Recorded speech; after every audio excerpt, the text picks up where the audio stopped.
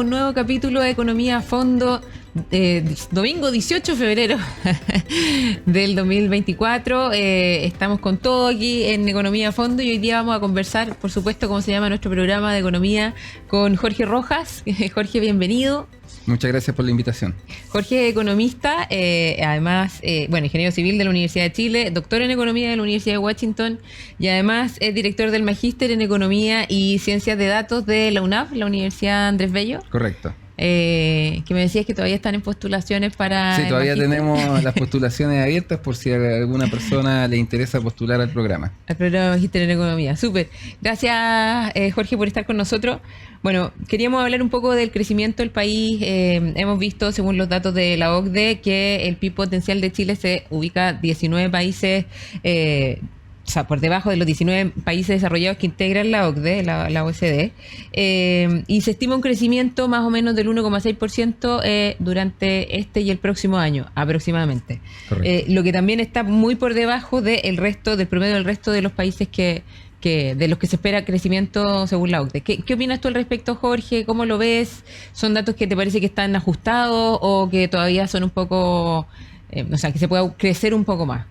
Bueno, la verdad es que esto obedece a una tendencia que el país ya trae. De hecho, hay un hecho histórico que ocurre en el 2023, que es el primer año, desde la vuelta a la democracia, e incluso desde la crisis de los 80, en que el país va a tener una recesión, es decir, un crecimiento negativo que se estima del orden del menos 0,2%, sin que esto sea explicado por una crisis económica mundial. Claro, porque, no son factores externos. O sea, no son factores externos necesariamente los que influyeron, a diferencia, ¿cierto?, de lo que pasó con la crisis subprime, que impactó en Chile con un crecimiento negativo en el 2009, después con la pandemia de COVID-19. Sin embargo, esta recesión del 2023 no se explicaría por una crisis económica internacional, no hubiese sido un movimiento, digamos, con el resto de los países, sino que estaría siendo influenciada de manera importante también por la incertidumbre internas que hemos tenido producto de los dos procesos constitucionales, ¿cierto? Sí. El tema de la permisología, que han habido proyectos importantes que se han rechazado por cuestiones no técnicas, porque habían pasado, digamos... Exacto. O sea, habían avanzado los temas técnicos, pero los comités políticos habían rechazado, digamos, la ejecución de estos proyectos. Entonces, eso es como para poner ojo a lo que viene. Y yo comparto, digamos, estas estimaciones de que en 2024 vamos a crecer un 1,5% o un 2%. Ya, estarían entre eso, ese rango estaría la cifra de crecimiento del país para 2024. Exacto, que es un rango bastante mediocre, en el sentido de que nosotros como país deberíamos estar creciendo, si es que queremos mejorar, ¿cierto?, las condiciones de vida de las personas, entre un 4 y un 6%. O sea, ese es el nivel de crecimiento que debiésemos tener para ir mejorando el estándar de vida en un par de décadas, y no que sean 40 años si es que seguimos creciendo al 1 o al 1,5%. Jorge, ¿cuáles son entonces... Ya, no está la receta completa, por supuesto, ni te voy a hacer que te dirijas a la piscina con algunos datos como más grandes, más importantes, pero algunos factores relevantes para ti, para que efectivamente el país apunte a un crecimiento de un 4 o un 6%. Claro, o sea, la verdad es que en el mundo de la macroeconomía esto se ha estudiado harto, que parte de una pregunta muy básica de por qué algunos países son más ricos que otros. ¿Ya? Y básicamente la respuesta pasa por tres componentes. Una que es la inversión en capital físico, es decir, la adquisición de maquinaria, de tecnología más eficiente, más productiva, de mayor calidad. También pasa por el tema de la educación, que básicamente es inversión en capital humano, es decir, poder entregar más escolaridad y de mejor calidad a las personas del país. Y con un particular énfasis en la educación temprana. O sea, James Heckman, que es premio Nobel en economía, básicamente encuentra que la etapa de aprendizaje más importante para una persona y que determina de buena forma sus ingresos futuros es la educación temprana, es decir, antes de los 6 años. Claro. O sea, la educación preescolar. Exactamente, preescolar. Entre los 2 y los 6 años es fundamental el desarrollo de habilidades cognitivas y sociales de los niños, y eso va a impactar de forma muy significativa en lo que ocurra, digamos, el resto de su vida. A diferencia un poco de lo que nosotros hicimos en Chile, que partimos con la gratuidad universitaria, o sea, partimos como por la etapa final de la educación, en lugar de enfatizar cristiano. la educación temprana, porque una cosa, ¿cierto?, es la cobertura, tener cobertura de educación temprana, de jardines infantiles, etcétera, y otra es la calidad Por supuesto, que se brinda ahí. hay una diferencia bastante grande entre una cosa y otra. Y ese es el segundo componente, inversión en capital humano, y el tercero es básicamente la modernización del Estado con un Estado menos burocrático, es decir, que sea más rápido poder gestionar permisos, ¿cierto?, para poder, digamos, llevar a cabo los proyectos de inversión. Y finalmente, por supuesto, el tema de la seguridad, que es siempre importante que yo tenga seguridad pública, claro, y también la seguridad de que aquellas cosas en las que yo he invertido no van a ser expropiadas por una finalidad estratégica de alguno de los gobiernos. O política. Exacto. Espérame, y en la número uno, en el fondo, en el foco número uno o en el eje número uno, que es el tema de inversión ya más bien en privada, en maquinaria, en fin, desarrollo inmobiliario, construcción, etcétera.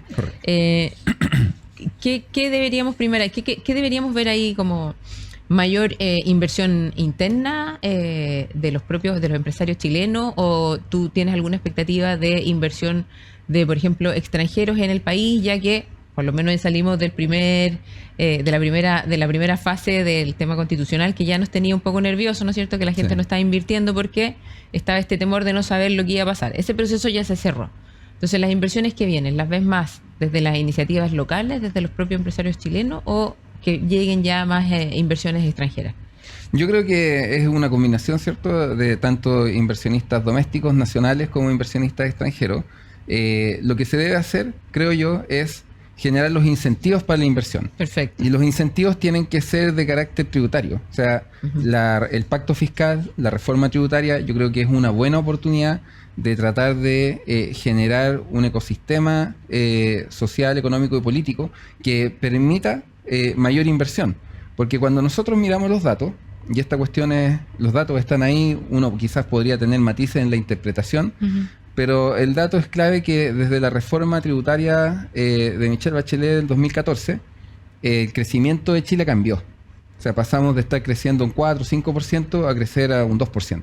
Claro. Entonces, y el crecimiento es importante, ¿ya? Y, por ejemplo, el presidente Piñera, él siempre estuvo muy preocupado del crecimiento económico porque entendía la relevancia que tiene para que justamente se generen estos efectos que se propagan en la sociedad cuando hay crecimiento, que es básicamente mejores empleos, más empleo, mejores salarios, y eso lleva a mayor consumo, y eso lleva a mayor producción, y la mayor producción requiere en el corto plazo de más trabajadores, y por lo tanto se empieza a bajar la tasa de desempleo, y se empiezan a mejorar los salarios, y la economía empieza a crecer. Y en ese ámbito, en fondo, en la reforma tributaria, ¿cuáles son las posibilidades de llegar a buen puerto, finalmente? Bueno, ahí son las variables políticas, ¿cierto? Que yo creo que va a depender mucho, al igual que la reforma de pensiones, que son reformas de carácter estructural, de la capacidad de negociación que tengan los distintos actores, y en este caso el actor principal es el gobierno, porque son ellos los que ponen, ¿cierto?, las reformas en la mesa, y los congresistas tienen la posibilidad de hacer indicaciones, pero finalmente es la voluntad del gobierno de poder avanzar en estas áreas, y quizás va a ser difícil porque lo que se necesita hacer no necesariamente está en la misma línea o la misma visión que tiene el gobierno. Claro. O sea, ¿cuál es tu opinión respecto de la reforma tributaria, particularmente? O sea, yo creo que la reforma tributaria que se rechazó, ¿cierto?, en su etapa inicial, era una reforma que ponía mucho el énfasis en los impuestos al capital. Yo entiendo la necesidad de querer recaudar más porque se necesitan financiar programas sociales, pero uno de los impuestos que más distorsiona la toma de decisiones de los actores económicos son los impuestos al capital.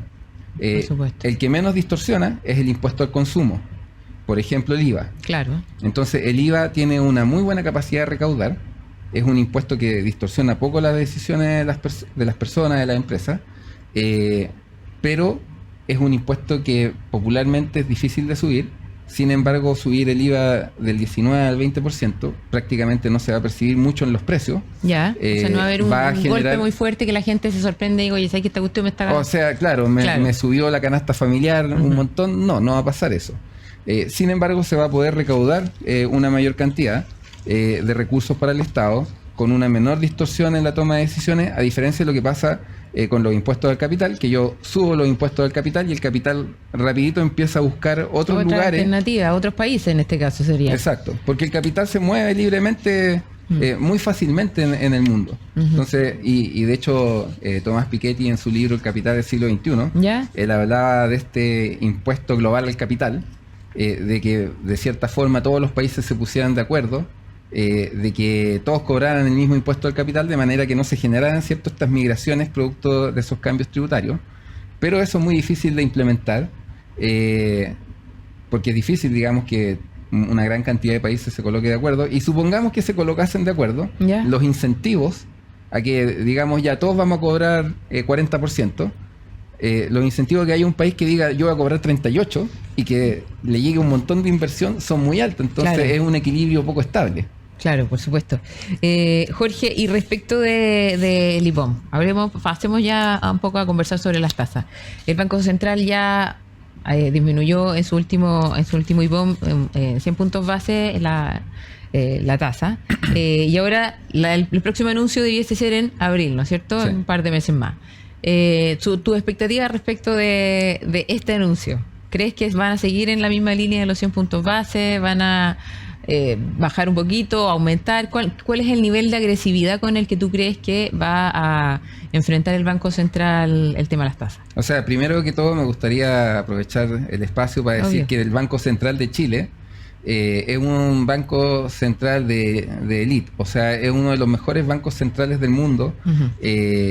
Y los resultados así lo demuestran, o sea, logró controlar un proceso inflacionario súper importante que tuvimos, donde llegamos a tener una inflación de más del 14%. Sí.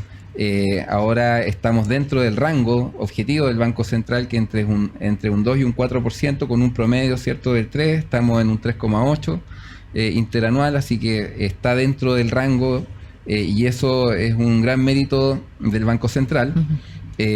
La bajada de tasas ha sido bastante razonable, en el sentido de que ha sido lo más rápido que se puede sin volver a encender, ¿cierto?, esta preocupación inflacionaria. Ya, porque Ya. había algunos economistas también que opinaban que había sido muy lento, que tal vez el Banco Central pudo haber sido un poco más agresivo en la baja de las tasas. Claro, pero lo que sucede ahí es que estaba esta preocupación de que la inflación se fuera a reactivar, Ya. ¿cierto? Entonces, y de hecho la inflación de enero muestra que fue de un 0,7, entonces fue alta. Y por lo tanto yo comparto la visión del Central de, a pesar de que bajaron, yo encuentro que 100 puntos base, ¿cierto? Bajar la tasa de política monetaria en 100 puntos base es una baja que es significativa. Podría haber sido 125, quizás. Claro. Pero siempre está ese riesgo de que se reactive el proceso inflacionario, y que de hecho en Estados Unidos la Reserva Federal siempre está monitoreando muy bien eso, y claro, se esperaban bajas para mayo, producto de la fortaleza del mercado laboral estadounidense. Claro. Están postergándose probablemente las reducciones en la tasa de Un poco interés de más. Estados Unidos a julio. Y eso es porque justamente está la preocupación de que, si bien es cierto, la inflación pareciera estar moderándose, podría reactivarse. Ya. Y por eso se explican estas bajas, que a mí me parece que han sido bastante razonables desde el punto de vista de la política monetaria. Ya, ha sido prudente. ¿Y para abril? ¿Seguirá la misma línea? Es una apuesta.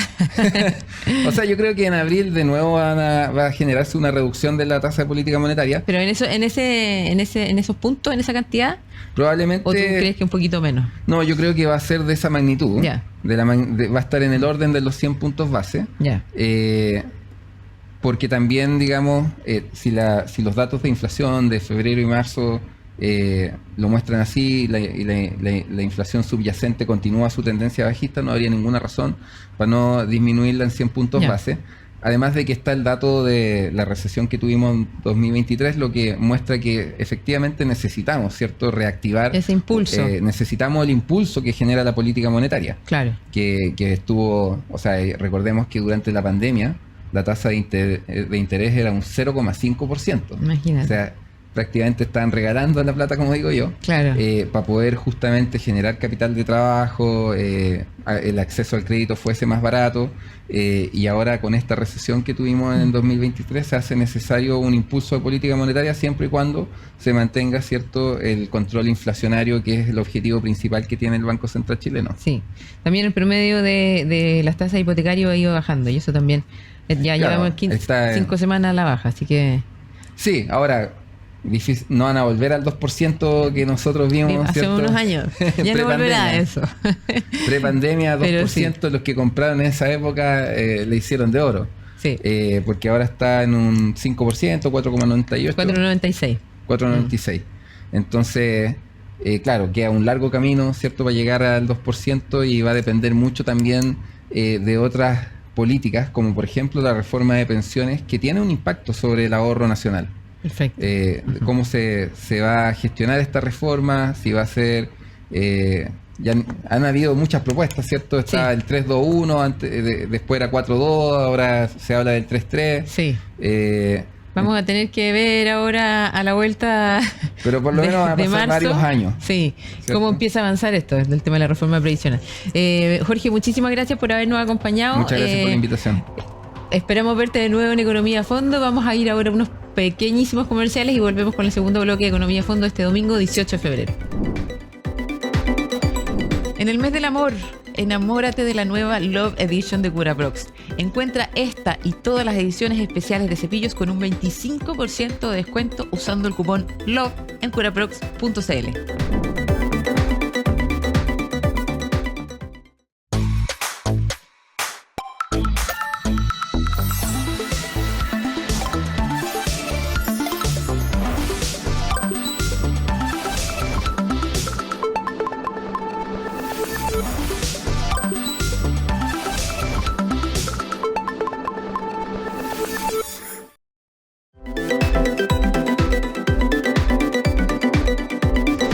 Hola a todos, ¿cómo están? Estamos de regreso en Economía a Fondo, en nuestro segundo bloque de este domingo 18 de febrero.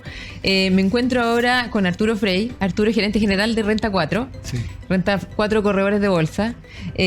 Bienvenidos, Arturo. Gracias por acompañarnos. Muchas gracias, Constanza, por la invitación. Sí. Arturo, además, ingeniero comercial y magíster en economía de la Universidad Adolfo Ibáñez. ¿Hace cuánto estás en Renta 4 acá en Chile y qué es Renta 4 también a nivel, porque es español, una compañía española? Cuéntanos Exacto. un poquito sobre ustedes. Bueno, yo estoy hace 10 años en Renta 4, desde los inicios prácticamente que Renta 4 estuvo en Chile, que llegó el año 2012, o sea, ya llevamos una década. Claro. Y Renta 4 es un banco, es un grupo financiero, pero en España es un banco.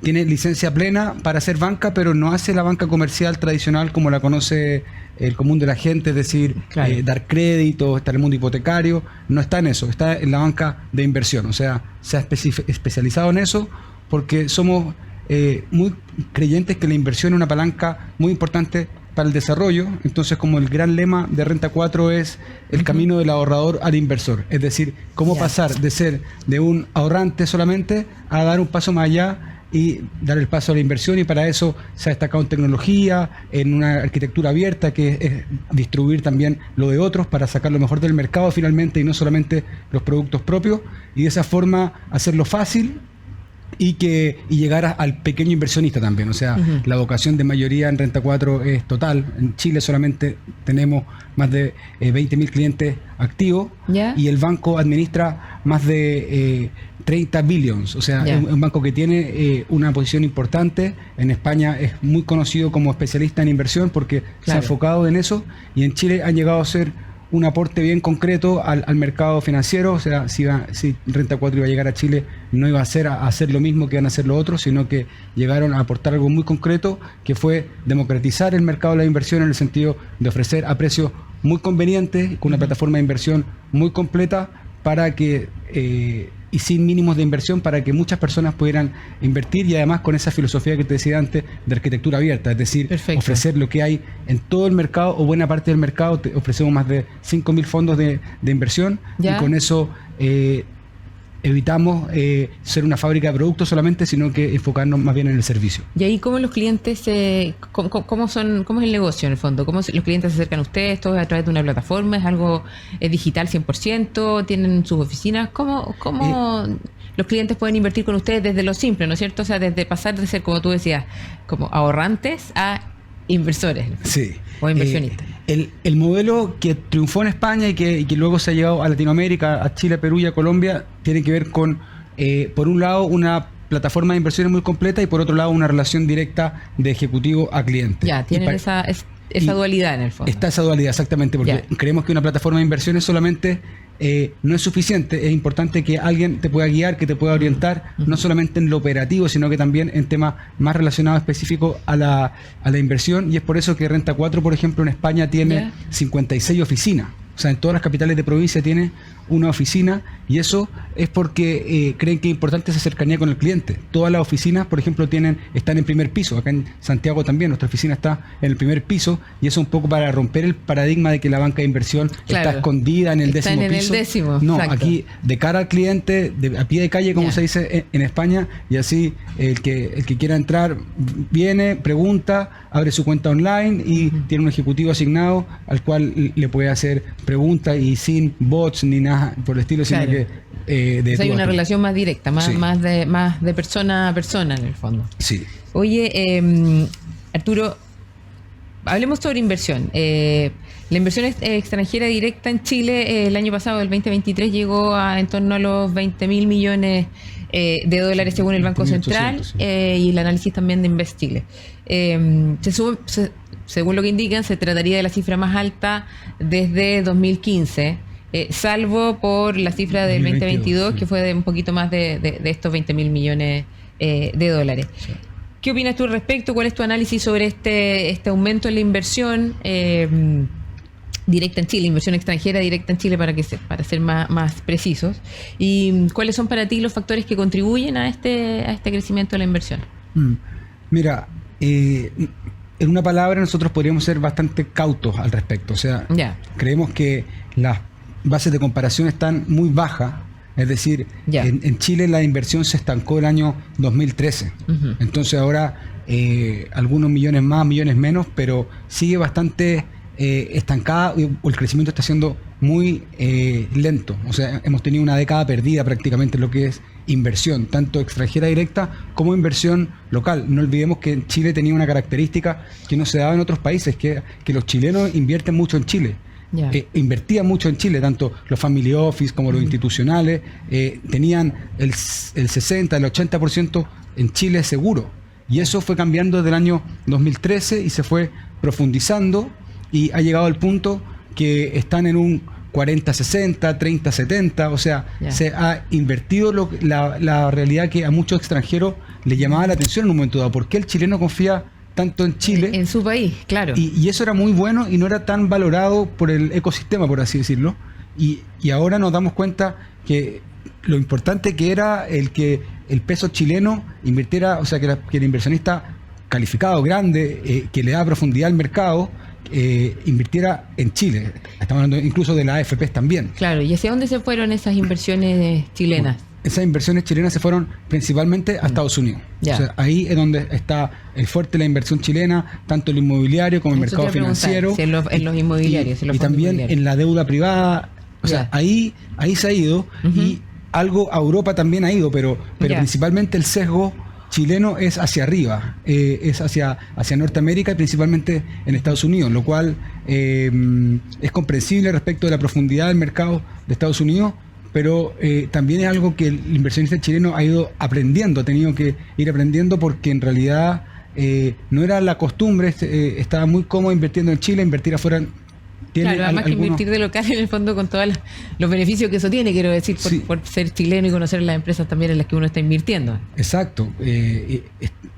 Es cierto que la movilidad de capital ahora es mucho más simple que antes, pero también hay trabas tributarias, hay temas de conocer los mercados, de temas burocráticos también que tienen que ir aprendiendo para invertir afuera. O sea, no es lo ideal. Y respecto de la inversión extranjera directa en Chile, pasa un poco lo mismo. O sea, lo que ha pasado es que en Chile básicamente es que reformas tributarias también, institucionalidad. Tema de constitución también afectó la inversión. También el tema de la constitución. Como no tener esa certeza política, jurídica, etcétera, de lo que conlleva la constitución de una república. Exacto, o sea, pero esto no viene solamente de la discusión de la nueva constitución de los últimos 2 años. O sea, una suma de cosas en el fondo, exacto, de lo que estamos conversando. Una suma de cosas que ya cumplen 10 años. Claro. Entonces, y no hay una palanca más directa al crecimiento que la inversión. O sea, cuando uno crece con deuda, como es lo que ha ido pasando en Chile. Chile hasta el año 2010 era un país que era acreedor, o sea, nos pagaban por interés. Ahora nosotros cada vez estamos gastando más por interés y sobre todo ahora que ha llegado el nuevo régimen monetario de las tasas altas. Por más tiempo lo esperado en todo el mundo. Entonces eso más caro nos hace estar pagando intereses. Cada vez estamos colocando bonos más caros en Chile y eso afecta mucho las finanzas públicas, las posibilidades de gasto. Y la verdad que es una pena porque la inversión, como te decía, no hay país que no crezca si no es gracias a la inversión. La deuda es solamente anticipar crecimiento, pero que tarde o temprano eso se acaba y es un poco lo que ha pasado en Chile. Claro. Bueno, entonces partimos de la base que la comparación tampoco era muy buena en el fondo, por eso los números aparecen como si fueran más bien positivos y no, nada en la comparación no lo son tanto, pero ¿cuáles son tus expectativas respecto del crecimiento de la inversión para este año y el próximo, o los próximos 3 años? ¿Qué es lo que están viendo, Arturo, o dónde debiesen, o cuáles son las teclas que debiesen ajustarse, apretarse para que esta inversión realmente sea positiva, ¿no es cierto?, aumente y que no sea buena porque estamos comparando con algo más. Bueno, yo creo que el primer paso ya se dio en el sentido que no se modificó la Constitución. Yo creo que el proceso de entrar a cambiar una Constitución ya era un foco de incertidumbre en sí mismo, y el haberla mantenido, no solo porque se reducen los costos, sino por toda la incertidumbre que eso mismo conlleva, ya fue un primer paso hacia adelante. Se decía mucho que el no aprobar una nueva Constitución podía ser muy malo para la economía, pero finalmente no se ha demostrado así. Al día siguiente de que se rechazó la nueva Constitución, no hubo problemas en los mercados financieros, o sea, más o menos todo siguió igual. Entonces, eso fue como un primer aspecto. Ahora, lo que pase desde el punto de vista tributario va a ser muy importante porque las empresas hacen su cálculo económico y eso es fundamental. También está el orden en las finanzas públicas y en el gasto fiscal. O sea, ningún inversionista, ni chileno ni extranjero, quiere ir a un lugar donde cada vez hay más deuda, porque donde hay cada vez más deuda seguramente se van a subir cada vez más los impuestos también para ir acomodándose y empezando a salvarse, por así decirlo, en el corto plazo. Entonces nadie quiere ir a países donde está creciendo la deuda. El tema de las AFP también va a ser muy importante porque la descapitalización que ha habido de la AFP también ha sido muy mala para el crecimiento económico, porque por ejemplo, en el mercado inmobiliario, todo lo que son los créditos a largo plazo, ese ahorro a largo plazo venía por parte de la AFP en buena medida, o era un argumento importante. Y por último, el termómetro que nos da el tipo de cambio. O sea, hemos visto que hasta hace pocos días el tipo de cambio se había... 9.75, ¿no? Sí, o sea, se depreció casi un 10% en lo que va del año. O sea, es mucho, y es el mejor termómetro para medir una economía. Entonces hay un mar de fondo que nos está diciendo hay más riesgo del que nos gustaría, y son cosas que se pueden remediar, pero no debemos olvidar que, por ejemplo, la bolsa, cuando marcó los máximos históricos en el segundo año, a principio del segundo año de Piñera, el dólar estaba cerca de los 600 pesos. Y ahora que se ha llegado súper distinto en la actual. Y ahora casi a los 1000. Entonces, un país que deprecia su moneda, lo que hipoteca su capacidad de crecimiento, no solamente porque la inversión no llega a países que se deprecian su moneda, sino que también porque pierde la capacidad de importación. Y Chile, como una economía abierta al mundo, al importar tecnología, aumenta mucho su productividad. Pero si la moneda se deprecia y todo se hace más caro en los mercados internacionales porque el peso vale menos, cada vez podemos comprar menos cosas de afuera y así menos productividad tenemos porque no importamos tecnología, que es otra palanca al crecimiento, al igual que la educación y que la inversión. Arturo, y para estas personas que quieren pasar de ser ahorrantes a ser inversionistas, alguna recomendación donde deberían poner las fichas? Yo sé que no es fácil porque depende del nivel de riesgo de cada una de las personas y una serie de factores adicionales, pero en términos generales deben haber algunos lineamientos más o menos claros que te ayuden por lo menos a pasar de romper el chanchito a ser un inversionista. Sí, uno, es muy importante entender el perfil de riesgo de cada uno. O sea, más o menos, por lo general se habla del moderado, del conservador o del tolerante. O sea, y eso más o menos con los fondos de pensiones se ha entendido un poco lo que es el fondo A o el fondo C o el fondo E. Eso, claro. Y eso tiene mucho que ver con el horizonte de inversión o cuando necesitas tú retirar el dinero. Si es que lo necesitas a largo plazo, puedes soportar volatilidades, pero si lo necesitas a corto plazo, necesitas algo más seguro. Entonces, primero entendiendo el perfil de riesgo, ya puedes tomar decisiones respecto de invertir más en renta fija o en renta variable, que son las dos alternativas que hay. También hay activos alternativos, pero que nosotros en estos momentos no los recomendamos mucho por el contexto de mercado que está un poco incierto desde el punto de vista del crecimiento económico. Entonces, si nos vamos más a lo tradicional, que es la renta fija o la renta variable, nosotros como vehículo de inversión recomendamos los fondos, porque los fondos vienen diversificados en sí mismos. O sea, tú al comprar un fondo tienes muchos activos dentro y ahí no necesitas pegar el punto exacto, sino que puedes ir un poco más con brocha gruesa. Entonces, y como segunda derivada, no solamente comprar un fondo, sino que comprar varios fondos y de diferentes instituciones, y por eso es tan importante la arquitectura abierta, que es la que nosotros ofrecemos en Renta 4, que es ofrecer fondos de diferentes casas financieras y no solamente de una, para así que exista una diversificación en diferentes aspectos. Y en resumen, un perfil conservador debería tener casi todo en fondos de renta fija, de diferentes lugares, como te digo, y un perfil más arriesgado podría tener un porcentaje en renta variable que podría ser un 50%, que se piensa a largo plazo porque puede tener volatilidad, pero finalmente estás comprando propiedad de empresas que en el largo plazo han demostrado que son el activo más ganador, pero sólido. También un porcentaje importante en renta fija porque las tasas siguen altas, a bajo riesgo, y eso hay que aprovecharlo por algún tiempo. Entonces, nosotros pensamos que la inflación se debería mantener más alta de lo esperado y por ende las tasas también van a estar más altas y la renta fija en ese sentido, en el fondo de corto plazo, sigue siendo una buena alternativa. Sigue siendo interesante para invertir. Pero fondos de deuda de corto plazo, no de largo plazo, porque los de largo plazo dependen mucho de las tasas de interés, de la volatilidad de tasas. En cambio, las de corto plazo dependen solamente de las tasas de interés de corto plazo, que sabemos que están altas. Entonces tiene menos riesgo. Arturo, y súper breve, antes de finalizar este segundo bloque de Economía a Fondo, hagamos un análisis breve sobre el IPSA. ¿Cómo ves cómo está el IPSA, la valoración actual de las acciones del IPSA? ¿Cómo lo ves?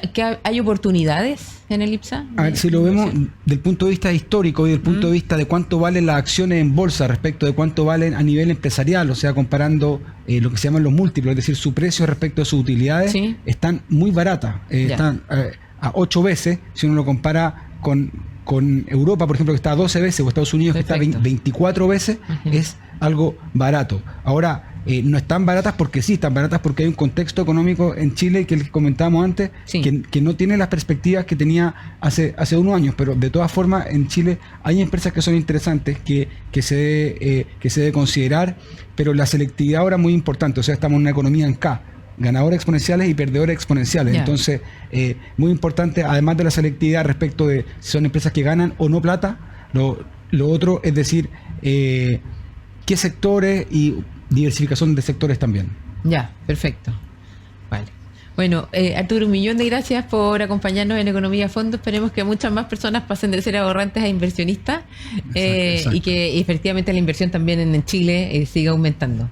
Muchas gracias a ustedes por la invitación. Y qué bueno que tengan programas de economía a fondo para llevar también la cultura financiera muy importante justamente para este camino de ahorrante inversor. Así que de todas maneras, que lo hagan. Esa es la idea, un poco poder aportar con un granito de arena a todos nuestros auditores y a nuestros televidentes por Agricultura TV.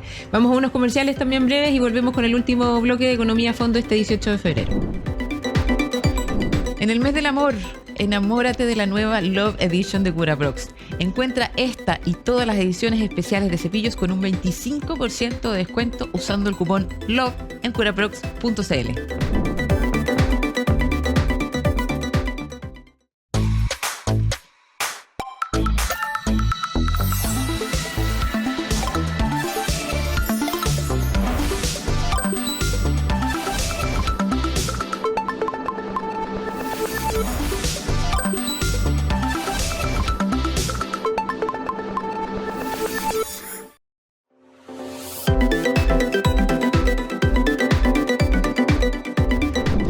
estamos de regreso en Economía a Fondo, nuestro tercer bloque de este domingo 18 de febrero de 2024, y ahora nos acompaña Andrés Palma. Andrés, bienvenido. Muchas Hola. Gracias por estar junto a nosotros. Gracias por invitarme a este programa, es muy entretenido. Yo lo he visto no lo he visto en directo, pero he visto el podcast. Ah, pero me parece fantástico. Muy bien. Más bienvenido todavía. Andrés es economista y ex ministro de Planificación de Chile, ex director también del programa Chile Barrio, ex diputado también. Ex diputado, bueno, ex secretario ejecutivo de la reforma educacional, muchos pero ex. actualmente profesor en la Universidad de Santiago. Fantástico. ¿En qué carrera o en qué En la carrera programa? de Administración Pública y Perfecto. en el magíster en Gerencia y Políticas Públicas. Mira. En ambos. Después te voy a dar un regalito del magíster. Me parece muy bien. Agradecida. Y coordinador del Foro para el Desarrollo Justo y Sostenible. Claro. Tú fuiste ministro de Planificación en Con uno Lagos. de los periodos de don Ricardo Lagos. Y Sí. director de Chile Barrio también en ese periodo. 2003-2004 y Chile. Ya, perfecto. Eso fue 2003-2004. Andrés, bueno, la conversación hoy día la queremos basar un poquito en el tema de la catástrofe de los incendios que hubo en Viña del Mar, Quilpué, Limache, en el fondo de la quinta región. Vimos efectivamente pérdidas humanas lamentables, lo mismo que también daños en términos de materiales, vivienda, etcétera. Muchas personas que todavía se encuentran, porque esto fue hace unos pocos días atrás, en el fondo un pocas semanas atrás, pero que todavía se encuentran en una situación súper crítica, y son temas que se han ido repitiendo durante nuestra historia. Y ahí la pregunta es cómo poder aprender o cómo aplicar algo de mejor manera para que esto no vuelva a suceder particularmente. O sea, hubo un primer balance de esta catástrofe que la entregó el ministro de Hacienda, Mario Marcel, donde hizo que, o sea, en términos claros, dijo él, en términos de pérdida completa de vivienda se registran cifras mayores respecto de todos los eventos de incendios anteriores, y las pérdidas económicas, no solamente en términos de vivienda, son de varios cientos de miles de millones de dólares. Qué difícil es poder evaluar el impacto económico de una situación así. Primero porque estamos muy encima. Sí. Hay que hacer un buen catastro. Cuando yo asumí la dirección de Chile Barrio en el año 92, el año 2002. ¿Ya? 2002. Sí. El catastro era que había 106.888 familias viviendo en campamentos. Ya. ¿En esa misma zona? En general, el país. en el En país. el país había Perfecto. 106.888 familias viviendo en campamentos, pero sabíamos dónde estaba cada una de esas 106.888 familias y cuál era la necesidad. Algunas estaban en un sitio propio, otras estaban en un sitio tomado, algunas tenían un proyecto de construcción, otras no tenían nada. Ya. Unas habían que sacarlas del lugar en el que estaban y otras había que mantenerlas en el lugar. Entonces yo pienso esto, para el daño habido, y yo pasé por la ruta Las Palmas el otro día, y uno ve el daño habido, digamos, en Viña del Mar, en Quilpué. Entonces uno tiene que saber cuánto de lo que quedó es recuperable, cuánto de lo que quedó no es recuperable, y por lo tanto tenemos que tomarnos un poquito de tiempo como para poder revisarlo. Para poder revisar, porque cada situación, yo creo que en este caso es más difícil que resolver un tema de un campamento, porque un campamento uno puede trasladar a las personas y queda el sitio Ariazo. Claro. E interviene el sitio Ariazo. Aquí muchos de los sitios quedaron con parte de la infraestructura en pie. Perfecto. Entonces, vamos a trabajar con la infraestructura en pie, vamos a derribar lo que hay. ¿Qué plan vamos a hacer? Entonces eso va a requerir un poco de tiempo, ¿ya?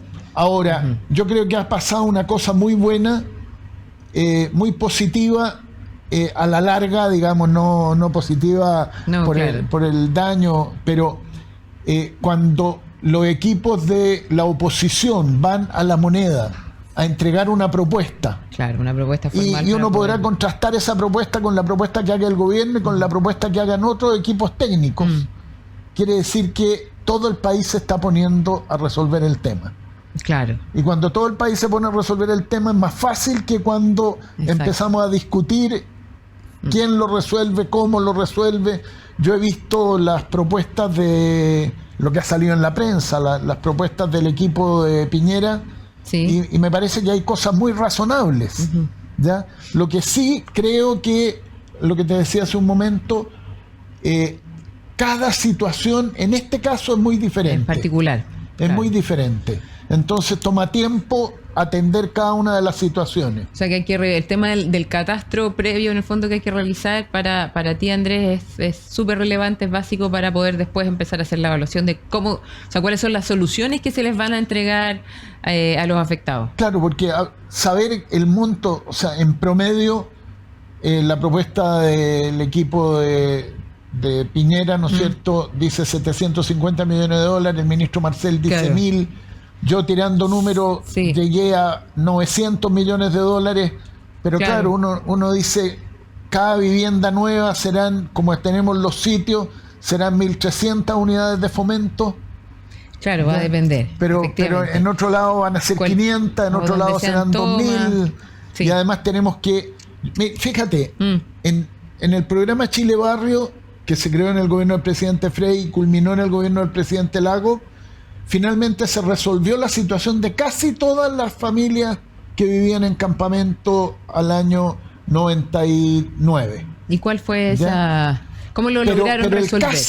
casi, Ah. lo que falló Sí. fueron unos campamentos en Valparaíso de gente que vivía en quebradas que eran inhabitables y que no fue posible sacarlos de esas quebradas. Ya, eso yo creo que es un Entonces- tema fundamental y prioritario. Además que, claro, Claro, en pero esa época... es la vida de personas que llevan años viviendo en No. esa situación y Y además hoy día probablemente el número, ese número se multiplicó por varios más, por varios miles más, porque hay también muchas más personas viviendo en campamentos o en situaciones... bueno, y en el Gran Valparaíso ha habido, porque en tiempos de la alcaldesa Reginato le facilitaban a la gente ocupar terrenos públicos y por eso el campamento más grande de Chile está en Viña del Mar, y la ciudad con más campamentos en Chile es el Gran Valparaíso, el territorio con más campamentos en Chile es el Gran Valparaíso. Claro. Ahora, en este caso el incendio afectó algunos campamentos, pero afectó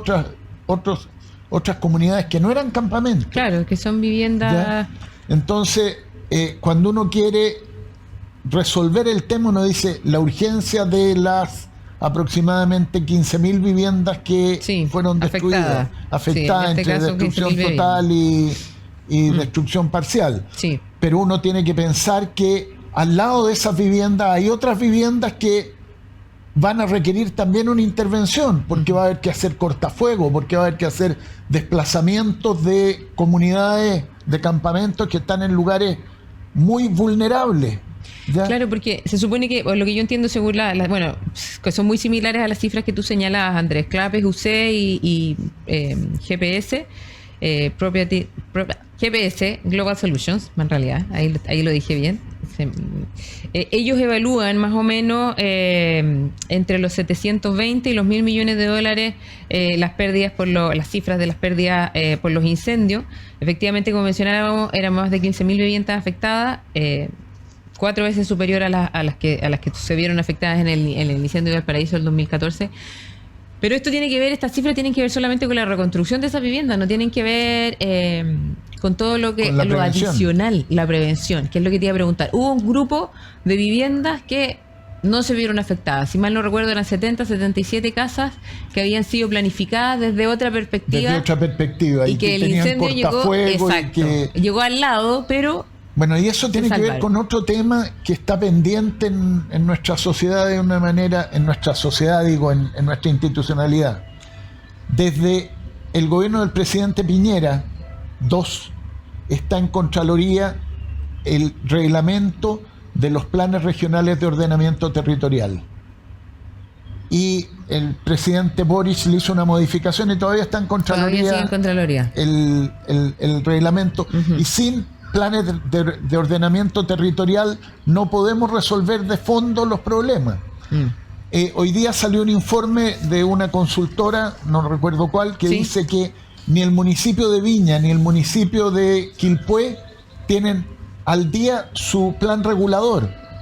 Entonces si no tenemos planificación urbana, no podemos resolver los problemas de este tipo de manera permanente. O sea, vamos con dos desafíos. Uno, el tema de la reconstrucción en sí misma, que está en torno a estos $1.000 millones.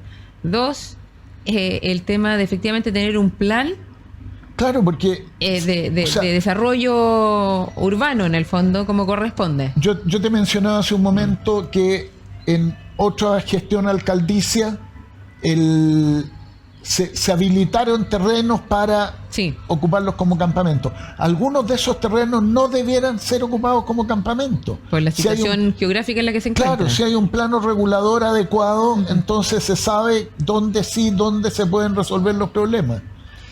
Y convengamos entonces que tal vez el tercer punto es también evaluar económicamente cómo poder implementar dentro de este plan regulador los requerimientos necesarios para poder generar protecciones, Mira, cortafuegos, yo etcétera. diría que el tercer punto ¿Ya? es algo que tiene que ver con cómo reorganizar a las comunidades, Ya. que a lo mejor podría ser el primer punto ahora con la emergencia, Claro. ¿ya?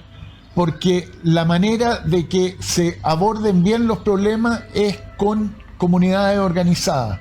Hemos perdido mucha organización en nuestro país. ¿Quiénes Antes deberían- las juntas de vecinos eran muy relevantes, hoy día la gente no pesca las Eso juntas te iba a de preguntar. vecinos. ¿Quiénes Los deberían comités de allegados, participar? los comités de allegados son casi competencias por quién consigue el subsidio, ¿ya? Entonces hay que buscar una manera de organizar a la comunidad, especialmente en las zonas de mayor riesgo, que son las zonas de expansión de las ciudades. Claro, pero importante también que no sea burocrático, porque al final, si no, podemos terminar con muchos comités, juntas, etcétera. Bueno, eso es lo que hay hoy día. Hoy día la ley de juntas de vecinos permite que haya muchas juntas de vecinos en una unidad vecinal, Claro, ¿ya? Entonces, cada uno se organiza con los amigos, digamos, y como puede nomás. y como puede, en lugar de ser una organización del conjunto Perfecto. de la comunidad. Porque fíjate, en el programa Chile Barrio todo partía organizando a la gente que vivía en un campamento. Claro. Catastrándola, decíamos, estos son, no aceptamos a nadie más, porque ese es un drama. O sea, ¿quién sabe quiénes viven en un campamento? Los dirigentes del campamento. Solamente las personas que están ahí, pues en ese Solamente entorno. los que están ahí. Andrés, ¿y cómo hoy día contamos, el gobierno cuenta, yo entiendo que no, pero te lo pregunto de todas maneras, ¿cuenta con los recursos necesarios como para poder No. implementar el plan de reactivación? Pero cuando todos estamos de acuerdo en que se necesitan, entonces hay que generar los recursos. Bueno, y ahí los privados, ¿cómo entran? Yo sé que también hubo un acuerdo que se firmó hace algunos meses entre la CPC y el gobierno, en el fondo, como para poder facilitar todas las ayudas en casos de catástrofes, que nuestro país está tan acostumbrado también a Sí, pero situaciones esto es de una difíciles. magnitud que no es la ayuda privada lo que va a resolver el problema. ¿Qué resolvería el problema? sea, Desde el punto de vista financiero. Puede haber un trabajo de entidades como Techo para Chile u otras fundaciones tan desprestigiadas por algunos que han Sí, cometido algunas irregularidades. Menos Pero- mal que Desafío y Techo para Chile y varias más todavía Por eso, y hay muchas más, que son serias, Sí. ¿no es cierto? Sí. Pero ellos pueden ayudar a organizar, pero necesitan efectivamente recursos, y esos recursos los tiene que proveer el Estado, porque el Estado es el que reúne al conjunto de la sociedad. Entonces, uno dice $1.000 millones, supongamos que son $1.000 millones, para Pongámosle, hablar una sí, cifra pongamos un número redonda, para $1.000 redondear, millones exacto. $1.000 millones dentro del presupuesto de la nación no es mucho, pero ¿de dónde lo sacamos? Claro, porque hay que quitarle a un lado para poner en otro. Ya estábamos con un problema con los campamentos. La solución de los campamentos que hay hoy día en Chile significa, en mi estimación, $2.500 millones. Le agregamos 1.000 más, o sea, son $3.500 millones. Es un punto del Producto Interno Bruto de un año. Es cierto que no se gasta en un año, porque esta solución, los campamentos, claro. Es un tema más toma tiempo. de mediano y largo plazo. Probablemente esto pueda ser más rápido porque muchas tienen los títulos de dominio, tienen el sitio. Claro. Ya, entonces es más rápido de agilizarlo. Pero fíjate, si tú partes de cero, o sea, sin el sitio, sin el plano, a resolver en el mínimo tiempo que tú vas a tomar, son 2 años. ¿Y qué hace la 2 gente años. de estos 2 años sin ¿Ya? tener dónde...? En este caso, esta gente probablemente puede hacer menos, pero, Claro, porque tiene pero para los títulos, algunos, para etcétera. otros van a ser 2 años. Sí. ¿Ya? Y mientras tanto... Y mientras tanto hay que entregarle una solución provisoria. Ujú. Y eso significa prácticamente una mediagua. ¿Ya? Exacto. Pero una mediagua es demasiado transitorio. Entonces, bueno, si uno, yo no sé, yo creo que en el costo que el gobierno dice de $1.000 millones, Sí. no es diferente en lo sustancial del costo del equipo de Piñera de $750 millones, Claro. porque la diferencia es la transición. La transición cuesta, Perfecto, sí. ¿ya? Esos serían esos 300 millones de No dólares. son en el 300 fondo, millones de dólares, pero, entre comillas, pero ¿no? hay un monto de instalar mediagua, instalar agua potable donde hay mediagua, instalar servicios Todos los higiénicos, servicios básicos. todo eso, electricidad, donde tú vas a trasladar a la gente mientras le reconstruyes la vivienda, tiene un costo. Entonces el costo de la vivienda es uno, pero el costo de la transición, en este caso, es nuevo. Sí. Es a diferencia de resolver el tema de un campamento, porque el campamento está ahí, entonces tú lo dejas en el campamento mientras le resuelves el tema. Claro. Pero en este caso No hay donde, donde no dejarlo. pueden estar en el lugar donde se quemó, Exacto. ya, y donde tú vas a tener que intervenir. Entonces tiene un costo mayor. Es un desafío bien grande para el país completo, finalmente, no solamente para el Pero- gobierno, el tema Claro, de la inversión y de la organización. Pero el país, articulando bien los programas, con un buen diagnóstico, sabiendo bien lo que hay que hacer, es cosa de poner un jefe de programa, que lidere bien alguien que lidere la misión reconstrucción Sí. Viña del Mar, Quilpué, digamos, Villa Alemana, y se puede, o sea, los recursos los podemos poner como país. ¿Ya? Yo no voy a decir, porque todo el mundo dice que toda la gente progresista pide subir impuestos. Yo no voy a decir que hay que subir impuestos, pero de algún lado hay que sacar los recursos. Claro, por supuesto. De algún lado. Y si estamos hablando que el conjunto de la solución del problema de vivienda de hoy es un punto del producto, Claro. ¿ya? A lo mejor es más de un punto del producto, mi estimación es esa, pero si necesitamos un punto del producto, podemos decir, bueno, reasignemos algo de recursos, pero fíjate que para que funcione bien un programa de este tipo, en cada comunidad hay que poner una persona a trabajar con esa comunidad. Para que pueda liderar la implementación de... Para poder coordinar, para Claro. poder... En Chile Barrio, estoy hablando de una experiencia hace 20 y tantos 20 años. atrás, sí. Ya, pero en Chile Barrio cada campamento tenía un encargado de campamento, contratado en algunos casos por el municipio, Ya. en otros casos por el gobierno regional y en unos pocos casos por el Ministerio de Vivienda. Ya. Pero Para poder hacer el cada uno- seguimiento de la Pero implementación cada del uno programa. entonces veía que cada una de las personas, en este caso tenían que tener un ahorro para obtener el subsidio, Obtener el fuera subsidio. teniendo el ahorro, que la comunidad se organizara, que no se metiera más gente, que no creciera el campamento, que se buscara el sitio, etcétera. Entonces, para este caso, cada una de las comunidades, que son muchas, Sí. se habla de algo así como 30 comunidades distintas que se destruyeron total o parcialmente, cada una de ellas requiere por lo menos una persona para planificar la reconstrucción de ese lugar. Perfecto. Y además todas requieren un apoyo psicológico, sociológico, humano. De todas maneras, para poder salir que es muy adelante. importante, para poder salir adelante. Bueno, es un desafío no menor que tiene el país entonces, tratar de recuperar estas más que 15.000 viviendas afectadas, 15.000 familias, personas, animales, el entorno completo de una comunidad de varias comunas de la región de Valparaíso. Así que bueno, el desafío está planteado. Muchas gracias, Andrés, por estar con nosotros en Economía a Fondo. No, gracias por invitarme y transmitir un poco también la experiencia de hace 20 años Claro. que fue también positiva. Súper importante. Bueno, hay que aprender, ¿no es cierto?, de la historia reciente. Bueno, los dejo invitados a el próximo Economía a Fondo, el domingo 25 25 de febrero. Los espero a la 1 de la tarde por Radio Agricultura y Agricultura Televisión. Nos vemos.